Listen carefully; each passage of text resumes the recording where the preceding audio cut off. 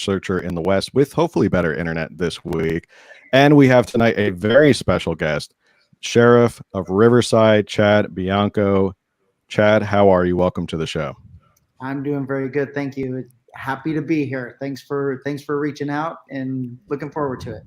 Absolutely. Well, you are quite the sensation online, so we're glad we were able to get you on. You've been creating some waves, but before we get into kind of discussing, your past, your social media and your thoughts on that, let's get started with who are you, where did you get started, and all that, just to introduce yourself to our listeners.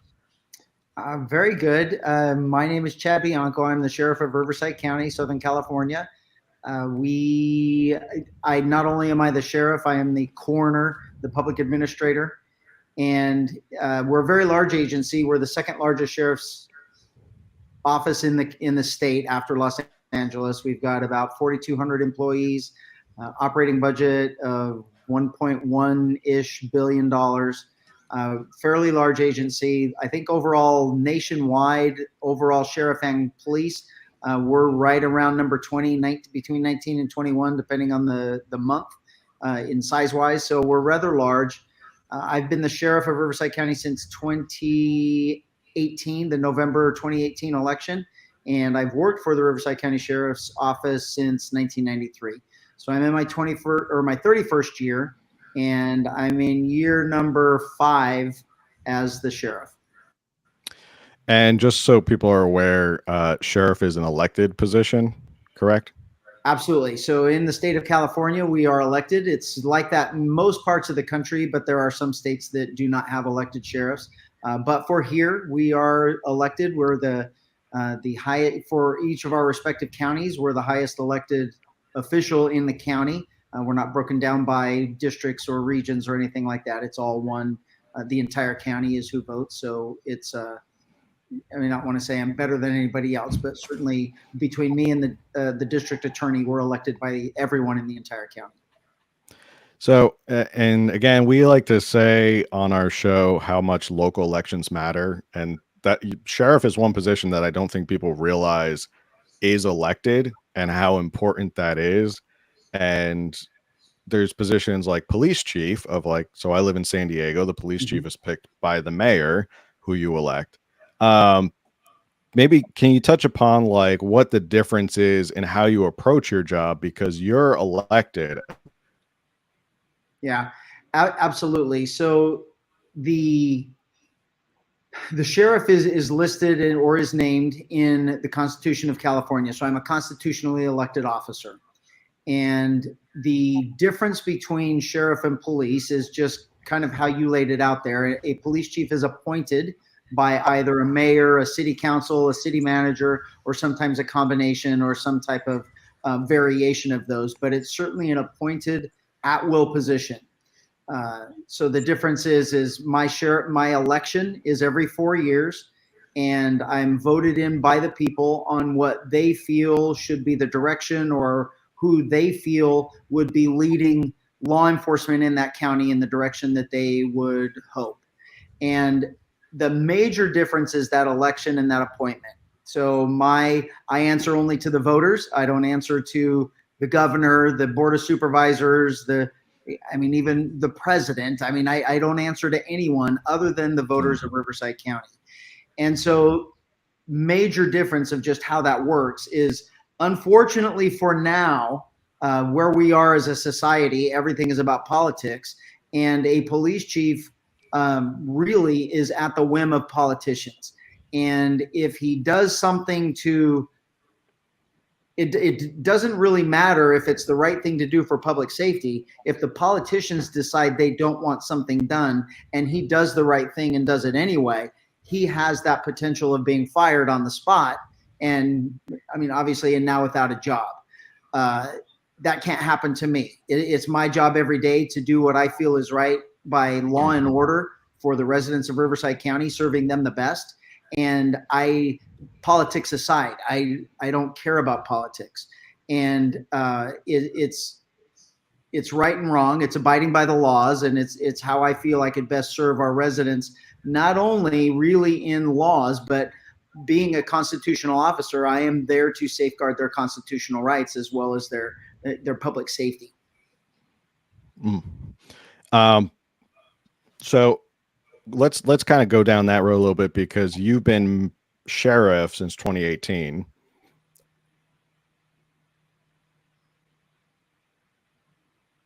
Did he freeze for you? He did. A lot of sheriff. Sorry, did I come back? You're back now. Am I back yet? Oh, okay. So I was saying that you've been sheriff since 2018. Some minor world events happened between then and now. Take us through you being sheriff, what that was like during the time of 2020, 2021 as a sheriff and an elected member to kind of uphold the Constitution and people's rights. Yeah, I'll tell you, that is those years being thrust into that situation as I was learning the role of sheriff and what my role was and what my responsibilities were. Then coming into 2020 with COVID, with civil unrest, with the riots that we had, and all of those things. That is certainly not something that anyone warned me about or anyone even thought about. That wasn't something that was even on anyone's radar or even really in the realm of possibility. So once I don't want to say I had a little bit in as far as the COVID part goes, right before the civil unrest and all the riots. The first plane that was identified, we know now that it wasn't the first plane. COVID was here months before they thought it was, or they admitted that it was. But the first identified plane that was loaded with passengers from Wuhan to America landed in my county. And it landed at an Air Force Base, March Air Force Base, that's here in Moreno Valley. And we were responsible for quarantining that plane for 2 weeks while medical determined what was going to be the extent of the virus, the testing, the taking care of people. So we had, and that was about 2 months, but that was in February. That was at the end of January, early February. And then we had about 2 months before they announced that there was the first case.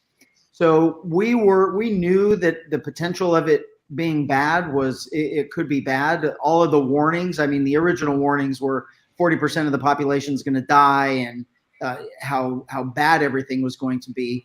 But for us, it was one of those, considering our inmate population, because our inmate population is, I mean, you can consider there was one point during the pandemic that a cruise ship came down with COVID. Somebody had COVID, and the entire ship was stranded out at sea for 2 weeks, while with all of these people with that now have been exposed and were getting COVID.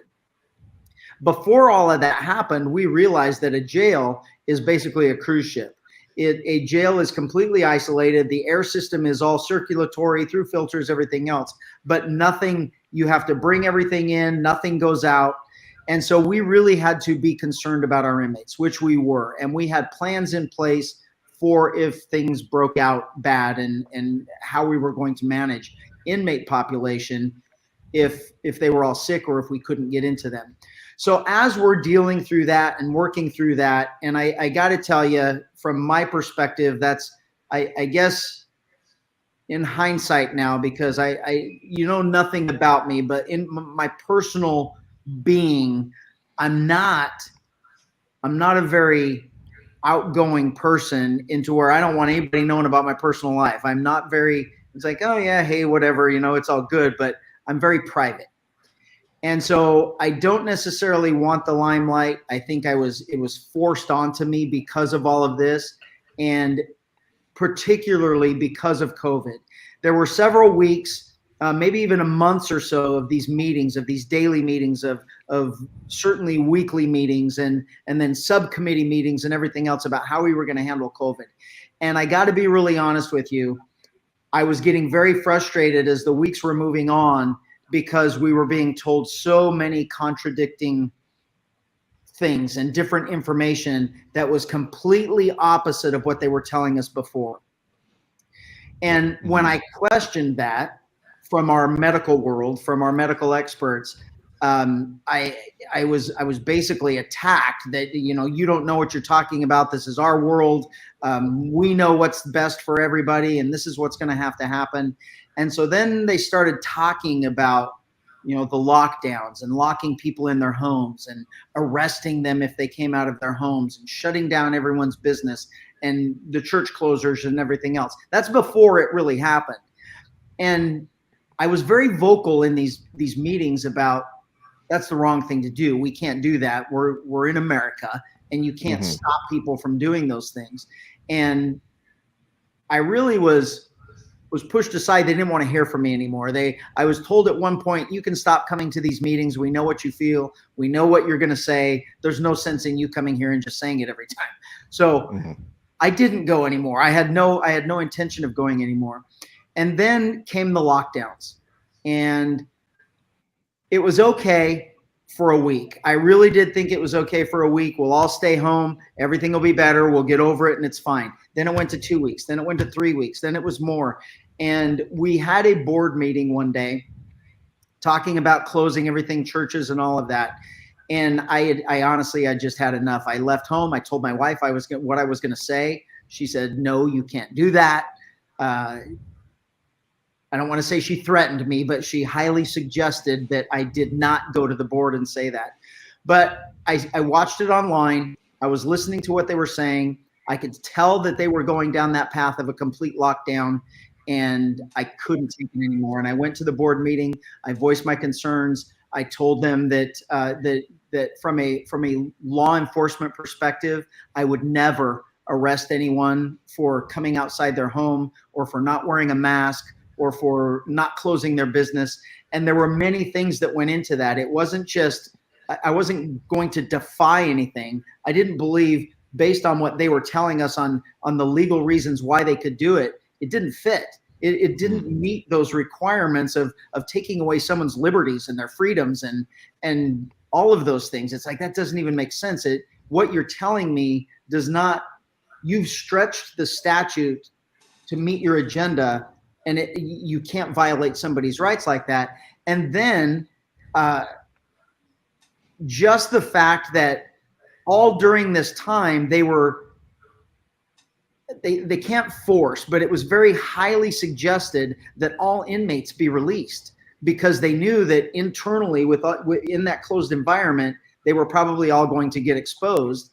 And for the most part, many of them did, but they wanted them all released because they were afraid everybody was going to die and all of that stuff. And I told them right from the beginning, it's never going to happen. I am not releasing the criminals that we have in our jail that are there in my jail. They have all harmed other people. We only have people crimes in our jail. And I said, I am not releasing those inmates. And then you want me to go arrest someone for not wearing a mask or for coming outside their home. And so I took a very hard line and said that I wouldn't do it. I was not going to enforce those orders. I was not going to enforce those restrictions. I wanted businesses to know that the sheriff's office was not coming to them. And what that did is it almost, I don't want to say it empowered, but the cities that were around us that aren't affected by me, but they're still in my county, those chiefs of police were all on the same page as me. And that it almost empowered them to go to their council and say, look, we can't do this. We believe exactly what he's doing, and we need to do the same thing. We have real crime that we still have to take care of. It's great that you guys are dealing with this, but that doesn't stop the robberies, the burglaries, the rapes, the stolen properties, and everything else that we have to deal with. We can't take away from those resources and put them to mask enforcement. And that's kind of the stance we took. So Riverside County, really for the most part, I certainly, if someone wanted to wear a mask, I mean, of course you had to wear a mask, or you should wear a mask. And businesses, if they wanted to enforce the rules, great. People went there if they wanted to. If they didn't, they didn't. And for Riverside County, it worked here. We really didn't have any problems. As that's happening, now we have the civil unrest in the country. So not only do I have to deal with a pandemic and a law enforcement aspect, and what I'm feeling are constitutional violations that I'm having to care about that I had never even thought about before. Then we have the riots, and we have cities burning down, and we're watching this come to us. And I do have to say I was very upset and very disappointed with the way those riots and the lootings and all of those things were being handled by law enforcement. But we didn't have it in Riverside. So it eventually came to us after 3 or 4 days of Los Angeles, and we kind of got word from intel word that they were heading to us after they were being arrested in LA. And knowing that they were coming to us, knowing that I thought it was being handled wrong, we had an absolute zero tolerance for any type of riot situation. Being a constitutional officer, I certainly had to uphold their rights to protest, to uphold their rights to gather and do all of those things. But there is a very big difference between a march and a protest and a riot. And these, when I would see on the news of mostly peaceful protests, there's no such thing as a mostly peaceful protest, because it's either peaceful or it's not. And when it is not, it is illegal, and we have to do everything we can to not only stop it from happening, but protect the people that are either there or residents or bystanders or something like that. So we had an absolute zero tolerance policy, and we, knowing that it was going to happen, we engaged with the protesters, we laid the ground rules to them, and I was very, very specific and upfront and honest with them and said, I will be right there on the front lines, making sure that you can protest. But the moment you change and go violent protest or cause damage, or it moves from a peaceful protest, we will end it, and we will end it quickly. And they agreed. They knew it. They said they would. And we actually, that night, we put a curfew out. We had our board of supervisors do an emergency curfew that we made. I think it was 7 or 8 o'clock at night. And they started their protest in the afternoon. So they knew they had 4, 5, 6 hours that they were going to be able to protest. We had roughly, estimating, about 10,000 people in our downtown area. And I had about 1,000 deputies. There was no way that I was going to do what I saw on TV with people running through the streets and cops by themselves not being able to do anything because of the violence and the things that were going on.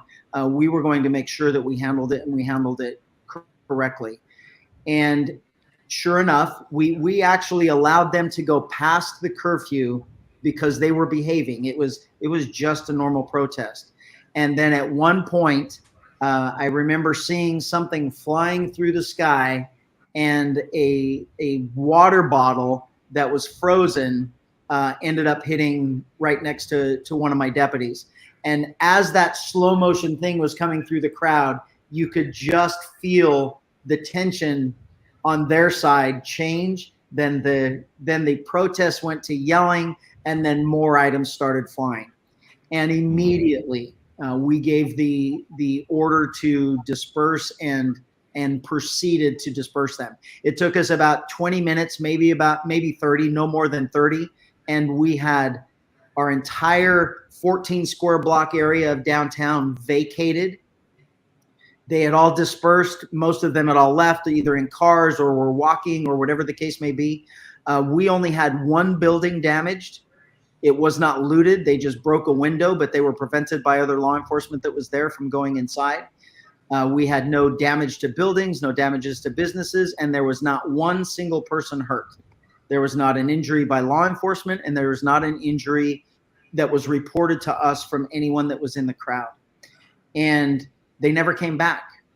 We had a few small protests in the coming weeks that they were maybe 100 people, and they were very peaceful. We allowed them to protest, but for Riverside County, after we set the tone on day one, they never came back.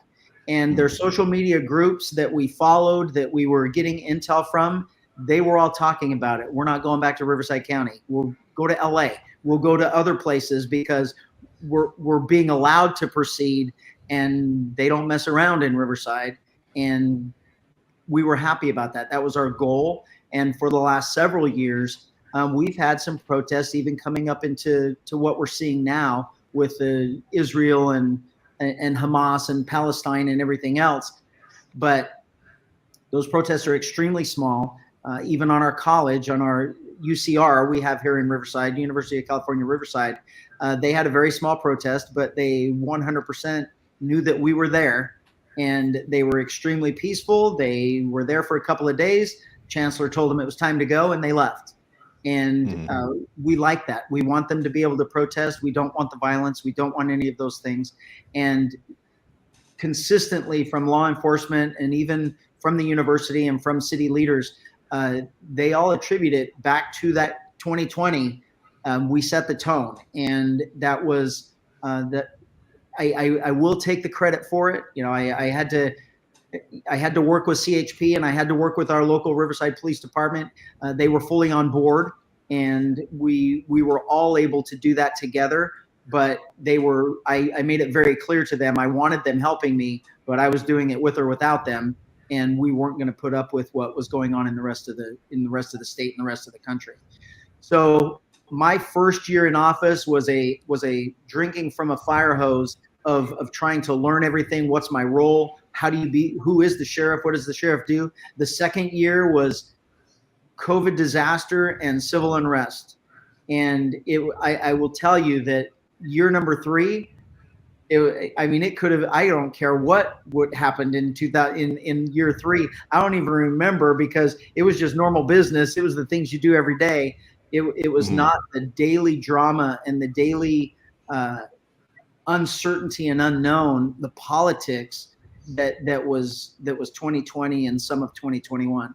So, and that goes for all law enforcement. We were all put in the same boat, and we were all, shaking our heads, and lots of meetings and conference calls and trying to go over best practices and how we would do things. And it really, we all know, the public might not benefit from it, but it does now, but they didn't at the time. Law enforcement consistently has always operated in silos. The sheriff's office is the sheriff's office, Riverside Police is Riverside Police, Corona is Corona Police, and everything's all close to the vest.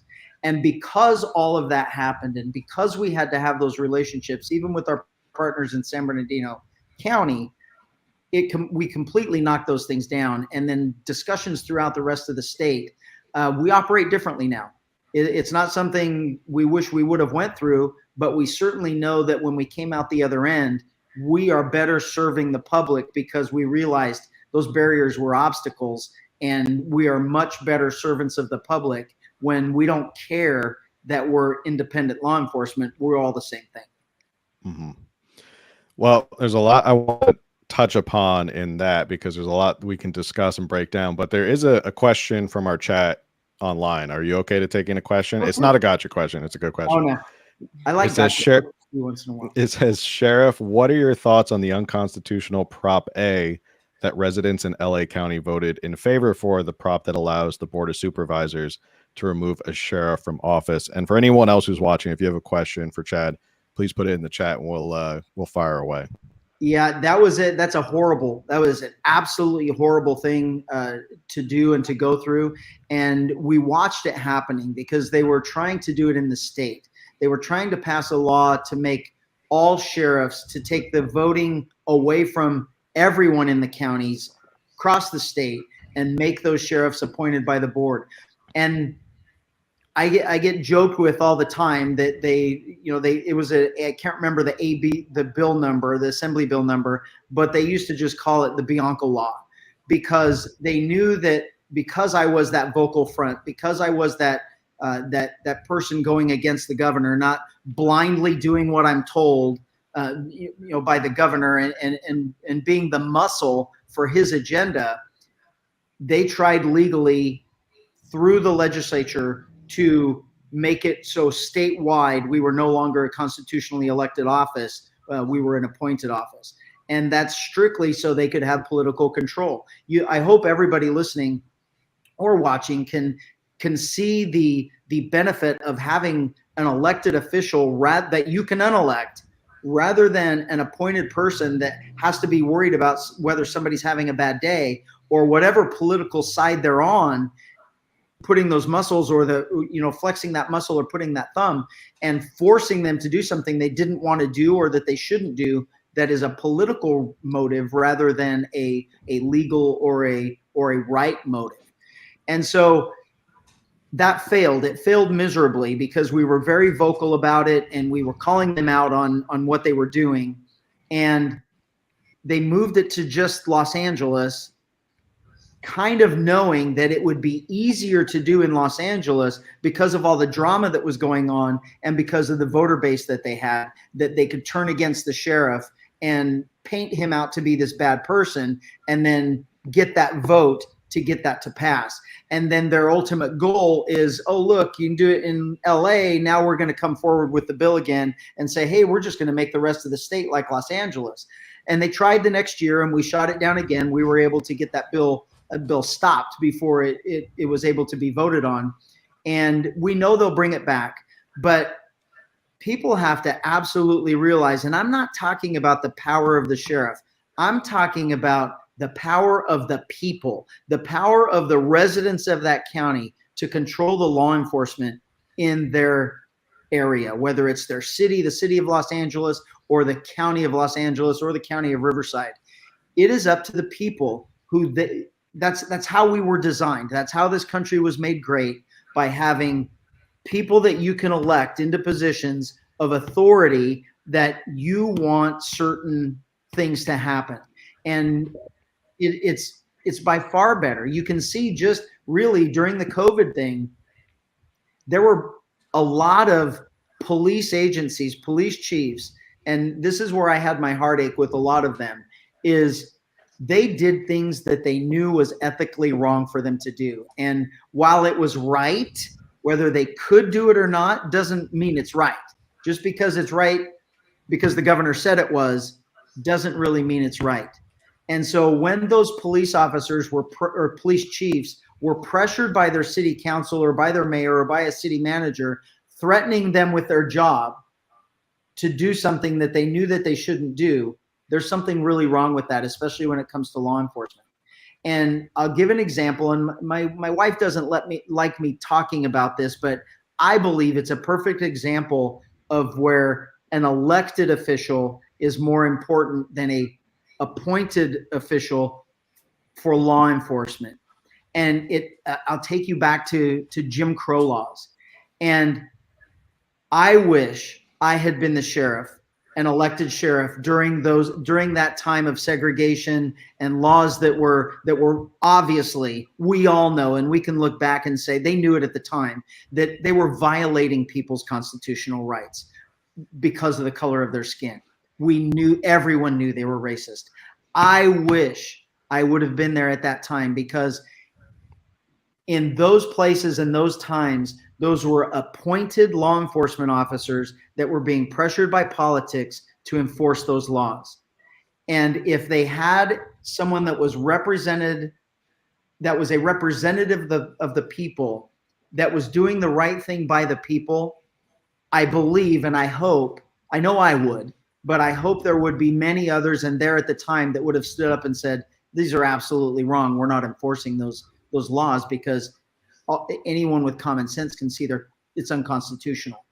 And so bringing that forward, you have to admit and you have to realize that we are in a completely polarized political world where everything is being made politics.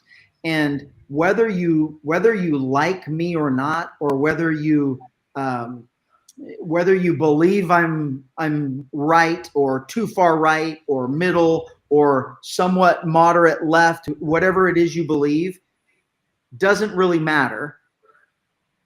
Everyone in Riverside County knows that all I'm going to do is the right thing, and that political pressure is not going to intimidate me or blackmail me or coerce me into doing something that I know is wrong, that is not for the benefit of the people.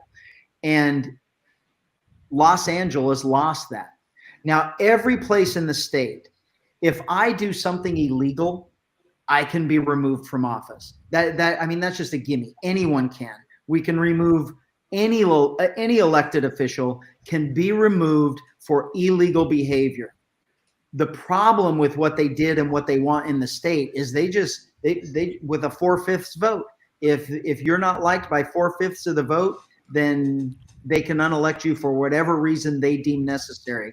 And for our safety, for public safety, in whatever area you are in, that is absolutely the wrong way to go. When now you're not talking about right, wrong, morals, ethics, legal, not legal, constitutional or not. You're talking about politics, and that law enforcement official is going to be beholden to politics.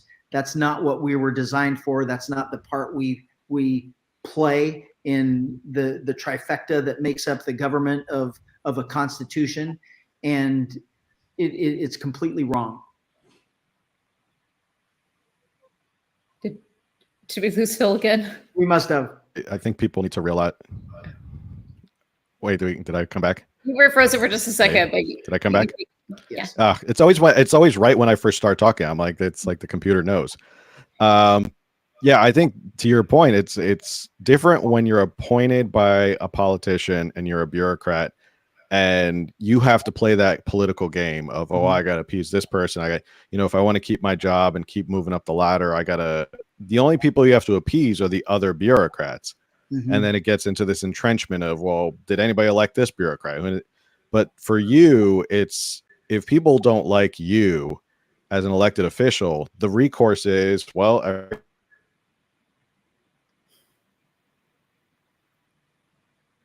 he did it again. Rid of you, or they could, if you lose me again, why is it always when I'm talking? The recourse is every couple of years, people can come in and vote and vote you out and put someone else new in. So that's who you're beholden to, right?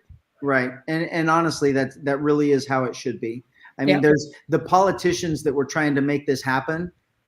They certainly don't want their role like that.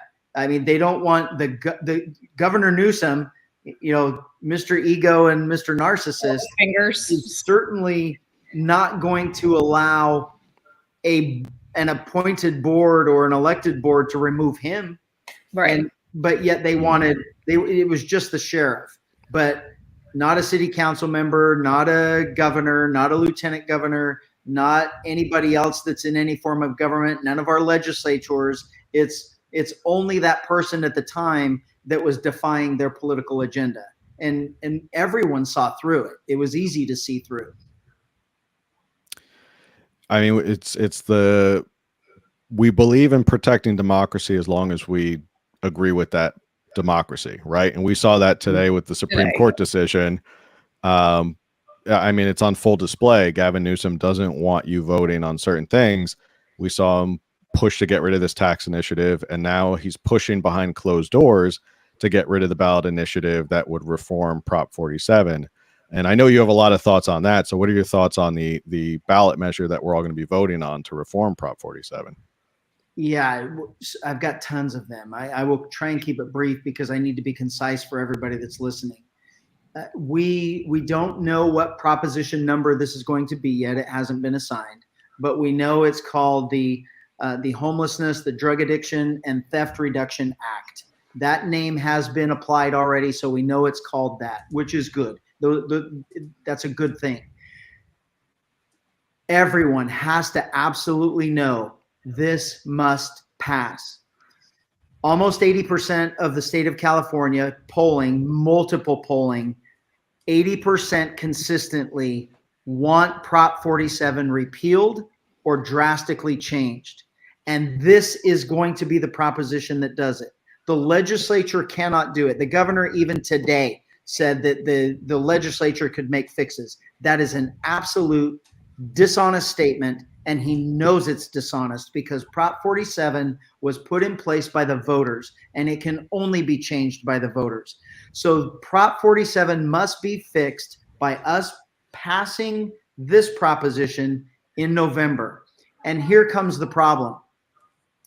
everyone knows by now. We spent several of the last years informing the general public that Prop 47 has been the downfall of public safety in California, and it started in 2014 when they lied to us in the naming of the proposition and what the proposition was going to do, and they called it the Safe Streets and Safe Schools Initiative. It had absolutely nothing to do with safe streets. It had absolutely nothing to do with safe schools. But if I tell you right now, we need to make schools safe and streets safe, we're all going to agree, yes, you're right. And oh, here's the proposition, I'm voting for it.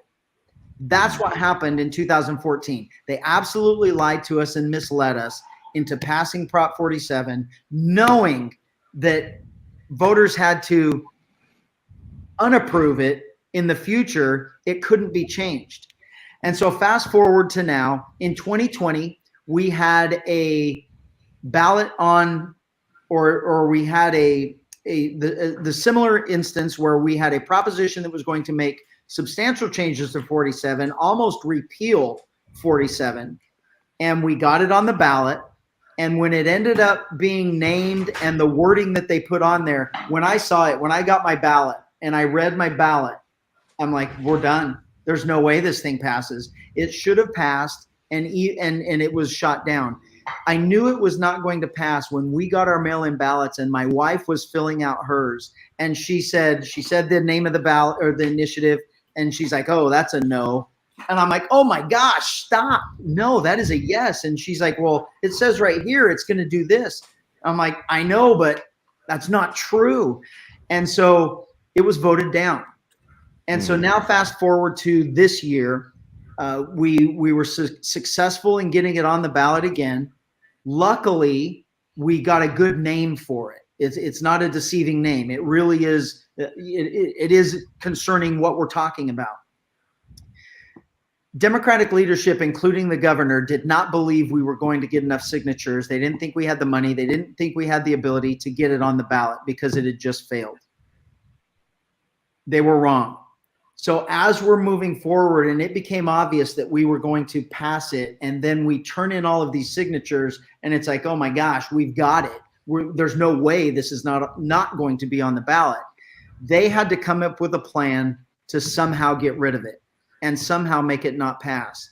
The governor, as early as last week or as late as last week, said that Prop 47 does not have to be changed. We don't have to go backward.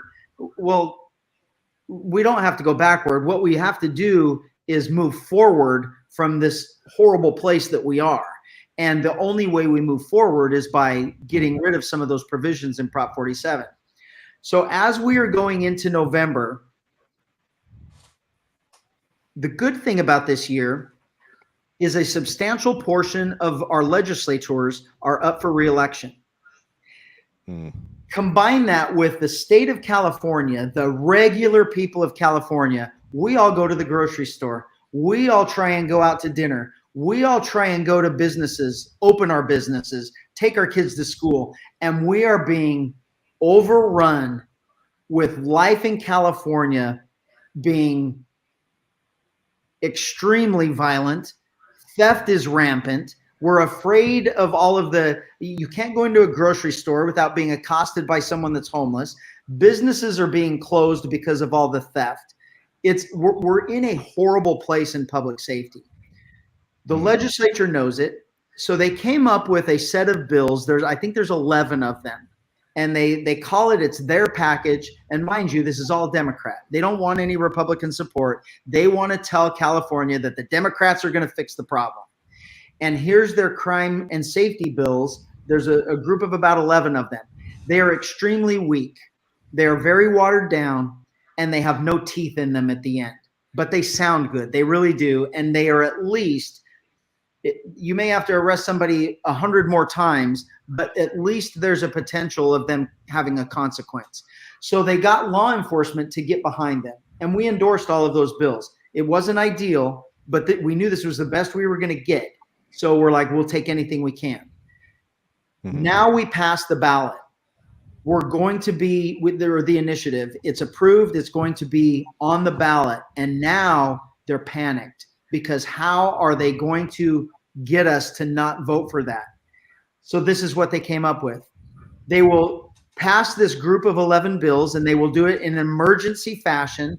And what that does is it allows the governor to sign that bill immediately, and the law takes effect immediately upon signing. So we're going to have 11 within the next several weeks. We will have 11 bills that are signed into law, and they go into effect immediately. What that will allow them to do is say, we care so much about public safety.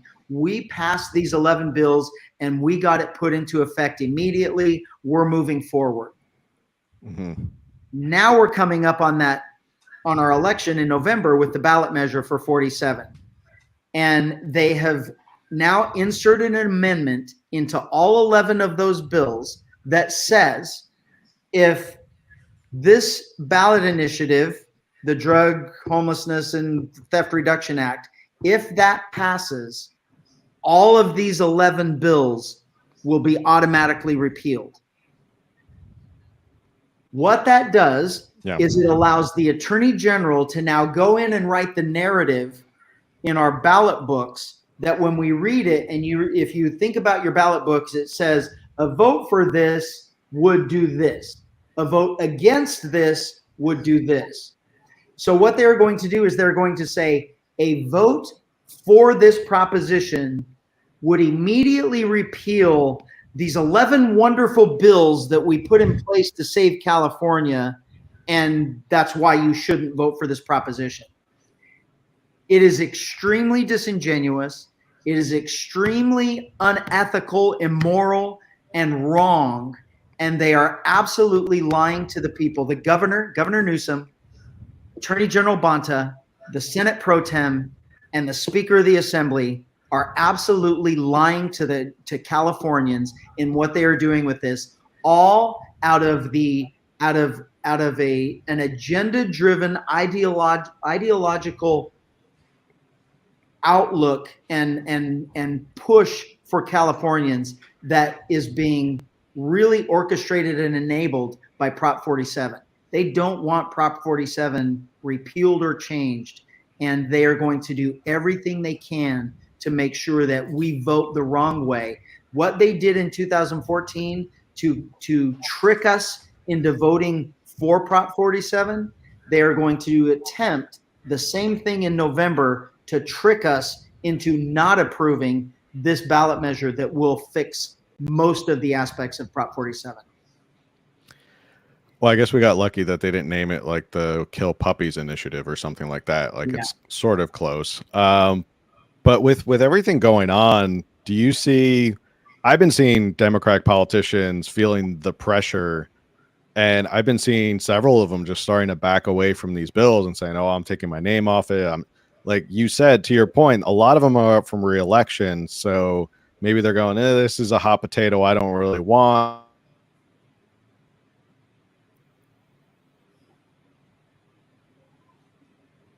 While you're off, I'll sabotage this reform on Prop 47.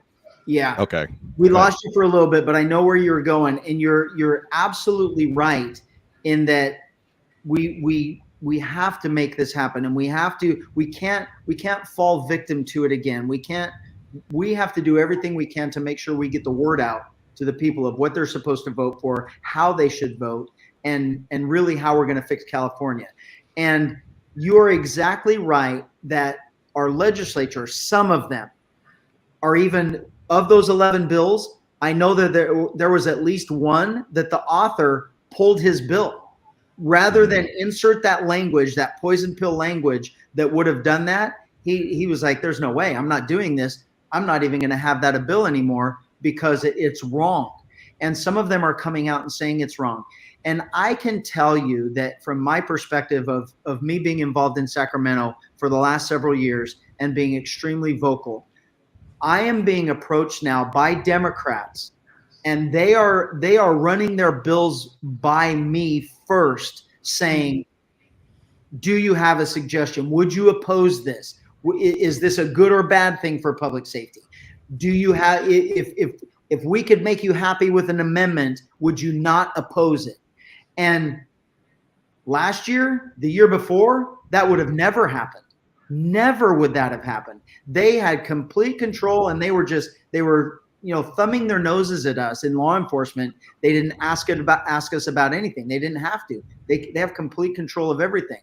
But now, knowing that the tides are changing, and that some of the Democrats now, and I want to make this perfectly clear for everybody out there, because I get branded as this right-wing extremist, which really I am not. I'm very moderate. I certainly am a conservative Republican, but I'm certainly not an extremist. I believe we need an equal representative government of Democrats and Republicans. We can't have a one-party rule where you do everything that you want. We've been that way for 30 years, and look at where we are. California has been run by nothing but Democrats for the last 30 years. Education, law and order, laws, our legislature, our cities, everything in California is 100% controlled by Democrats. Right. The big problem with that I see, they all don't believe the same thing. There's a big difference between a progressive leftist and a Democrat. And what we are seeing now is the Democrats are pulling back and saying, wait a minute, I don't believe in that. I don't believe in that socialism, communism, anti-American thing. Yes, I'm a Democrat, but I can't agree with that anymore. I'm not going along with it anymore just because we go along with party lines no matter what. And we're seeing by seeing some of these legislatures in the last couple of days speaking out against leadership, saying we can't do that, that's wrong, we're not doing right by the people, pulling their bills, asking law enforcement for their opinion on bills and for our input in helping make a bad bill a good bill. We're seeing that in the last several months because they know that people are tired of it. Californians are tired of it. And the only way we're getting out of this is when the Democrats and the Republicans come together to get rid of the complete whack jobs that are on both ends of the spectrum. The elite left progressives that have 100% control of our state, our governor, our lieutenant governor, our attorney general, our secretary of state, the head of both houses, those people, quite honestly, they've got to go. They are the ones that are threatening people. They are threatening their own party to support the governor's mission with these bills and fighting against, insert the poison pill. We have to defeat this Prop 47 fix, even though they know that Prop 47 has to be fixed. And so those people that are destroying this state we all need to band together. And quite honestly, they got to be voted out. 2 election cycles, we can do it. This election cycle in November, we can get rid of the ones that refuse to go along with the normal Californian. And the next one in 2026, we get rid of the rest of them. And I'm not saying replace Democrats with Republicans. I'm saying replace them with normal people that actually have character, integrity, and honesty, that want to do something right by the people they are representing, not a political, ideological agenda. Very well said. All right. So fast forward. Yeah, very well said. Fast forward 3 years. Governor Bianco's being sworn in. I'm not making any suggestions, but we know the rumors. What does public safety in Bianco's California look like? What would be your ideal of what should happen to bring public safety back to California?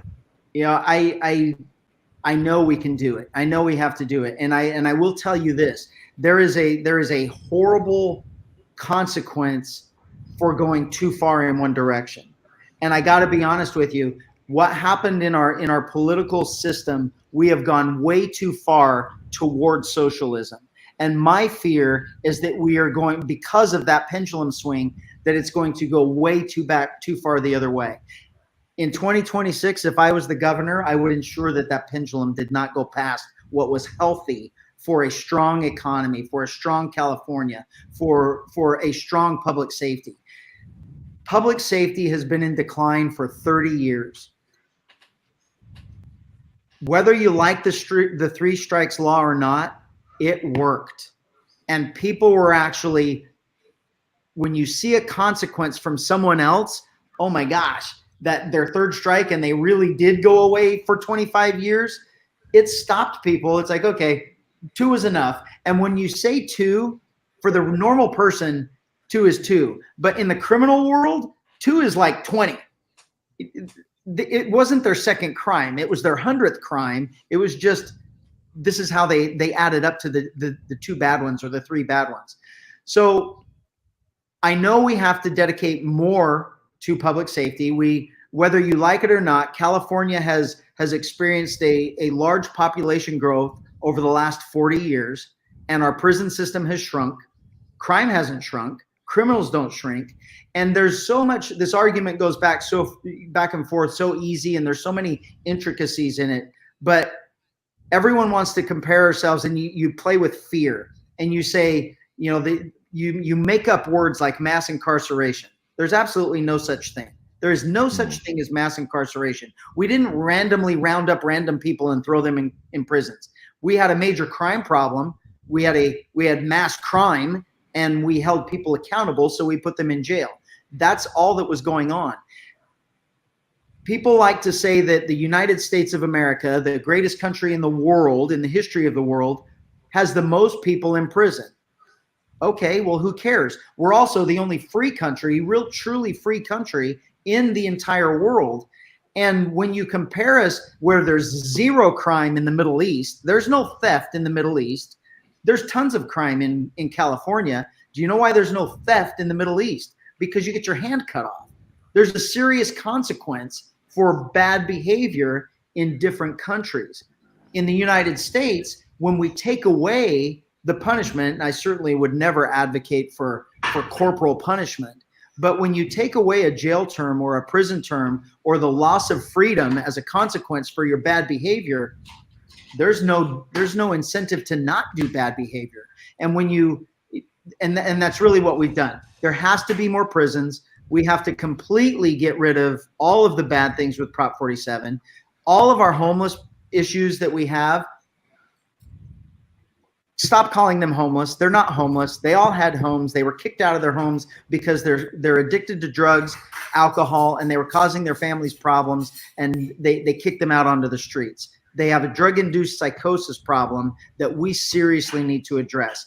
If we would force them into alcohol and drug rehabs to where we could then, if they still have that chemical imbalance, then we could moderate that with the use of psychotropic medications and everything else, then we could truly fix these people. But as long as you just keep saying it's a homeless problem and just keep dumping money into these nonprofits that are really just extensions of political people and their friends that are siphoning money, laundering tax money into a nonprofit and calling we are right there with you.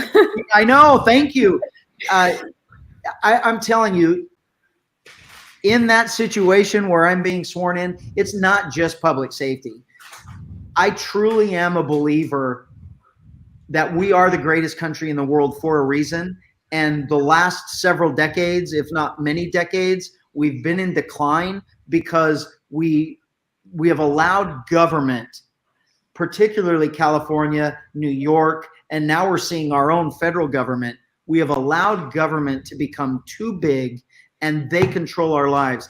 Talk about what happened today with the government, with the governor basically imposing himself on a set of judges who were appointed by him or someone like him to just go along with them and say, the people, we the Californians, no longer have control of government. Government's going to tell us how we do things and when we do things, and they're not going to allow us to vote on something. There is something dreadfully wrong in our system when a part of government has grown so big and so one-sided that we've lost track of what that government is there for. And that government is truly there for people. It's there for us it's to facilitate us making our lives better. And some of that is jails. Some of that is removing the people that harm us, removing the people that steal from our stores, that cause costs to go up and to cause businesses to close. So there's our education system, if you look at every metric in California, every metric that would say this is the greatest place in the world, we're about last or dead last.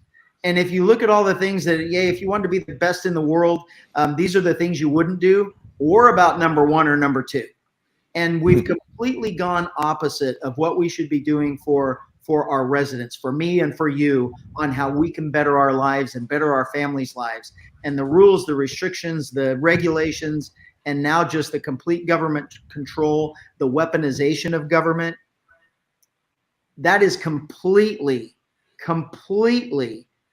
at the direction, at the guidance, suggestion of the governor. And we unfortunately haven't had a good one in a long time. We've had a lot of firsts. We haven't had a lot of leaders.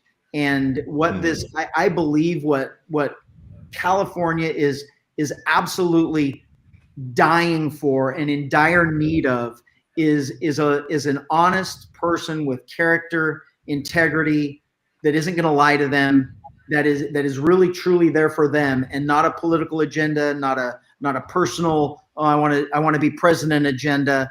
It's someone that actually cares and has integrity, that they aren't, that when the person talks, they know they can be telling the truth. I mean, there is absolutely no way that anyone in this state can turn on the TV, see Governor Newsom, watch him talk. There is no one that believes anything that's coming out of his mouth.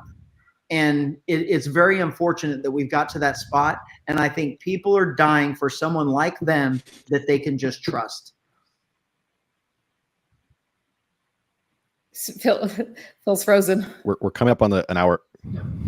Again, it always happens right when I open my mouth. Am I back yet? Am I here? Okay. It's always right when I talk. I'm sitting here enjoying Chad talking and stuff, like nothing happens. All right, real quick, we have a couple minutes left. I want to get your opinion on the southern border and what's going on there before we wrap up, because we're coming up on an hour. Okay, very good. We are being, if you are watching the news, you are being completely misled and lied to about what's happening at the border. The border is 100% completely wide open. I have been to the border numerous times. The sheriff relationship with the chiefs of the Border Patrol and even the head of the Border Patrol, I have a great relationship with them, a great dialogue with them, and they tell me the truth. I witness the truth. Our border is 100% completely open. Every single person that comes across is processed by Border Patrol and allowed into the country at the direction of our president. And there is nothing they can do about it. The FBI director has completely told me to my face that they have absolutely no idea how many terrorists are in this country that have come across this open border. They don't know where they are, they don't know who they are, and they don't know how many there are, but they know they're there. And it is a matter of time before we have a terrorist event on our soil that our federal government cannot protect us from because of our open border. Drugs are being brought across the border in droves. There are drugs flooding our streets like we could never have imagined in a law enforcement world.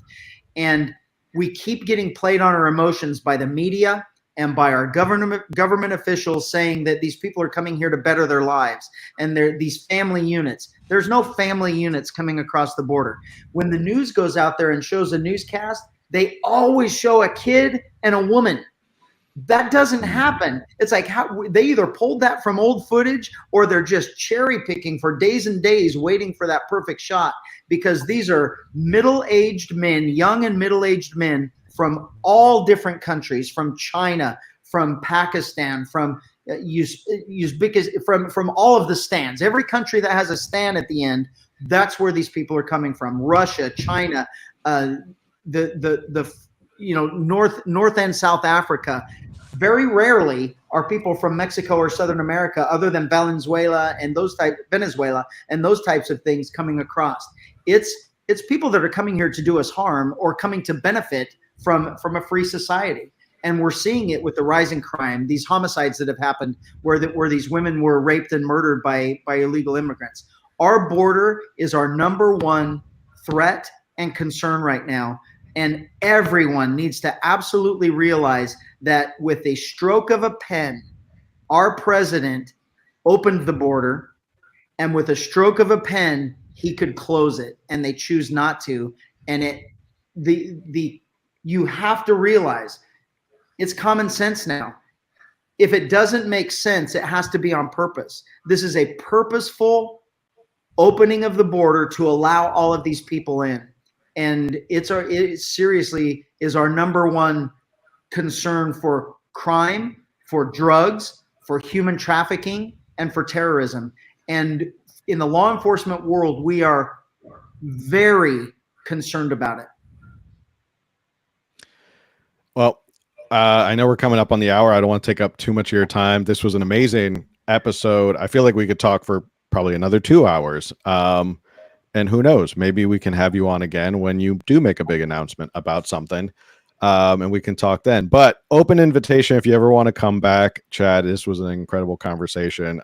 Thank you for everything you do. And speaking up too, I think your following shows people appreciate your honesty, you being open and speaking your mind. So thank you for coming on and doing what you're doing and not being afraid to speak your mind in California, which is a rare thing. A lot of people need to do more of it. So where can people find you more of? Oh, Camille has a question. I'm here. I have a comment and a question that's actually off topic, but a few weeks ago, you posted you celebrated your 24th anniversary. So happy anniversary. Well, thank you. 4 years is fantastic. Any quick happy marriage advice? Happy marriage advice. As a man, I know my wife is always right. There truly is something to the happy wife, happy life, and we have a great relationship. We have great communication, but I think I probably learned a great lesson from my dad, in that you just submit and give in, and some things aren't worth fighting over, and you just move on and you make each other happy, and it all works out in the end. All right. That's some good advice. Is she standing right off camera? She's standing off camera staring at you, isn't she? Yes. She's got cue cards. She's holding up Yeah, she's got cue cards. Exactly. Making sure you said the right thing. Yeah. So as I was saying, where can people go find you and follow you to get more of your insights like tonight? Well, my social media, I have Facebook page. It's Sheriff Chad Bianco. Sheriff Bianco is my Instagram page. I really, I do everything I can to answer any questions posed to me or comments. I usually see most of them. I do have to admit, when things happen like this last video that happened, it's absolutely impossible for me to see the questions, the requests, and those types of things. But I will say one thing that I learned about this last video is people are dying for the truth. They're dying to hear something that is new and honest and open. And the reaction that I got from the politicians that I know already don't like me, it's only going to get better from here on out. It's one of those, oh, you didn't like that one? Well, hold my beer, because you're certainly going to not like the rest of them. And all I'm going to do, I've decided that the platform that I have, all of this is concerning public safety, and I'm going to take it upon myself, because the news media won't do it. I'm going to inform the public of what's happening in Sacramento, and we're going to get this changed. So I'm going to be very vocal. I'm going to be very into politics, into right and wrong, not DNR.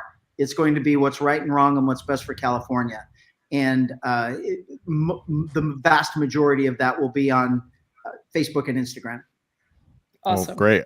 I encourage everyone to go follow and hear more of your insights. Good insight. Well, with that, we'd like to thank everyone for tuning in, everyone who is in the chat and watching live on YouTube and Rumble. Make sure you like, share, subscribe, review, and the best thing you can do for this episode. Oh, Phil. I can't get it. Did I lose it right at the end? Now I lost it right at the end. Anyway, make sure you share it with someone who would enjoy it, and we'll see you on the next one. Good night, everybody. Good night.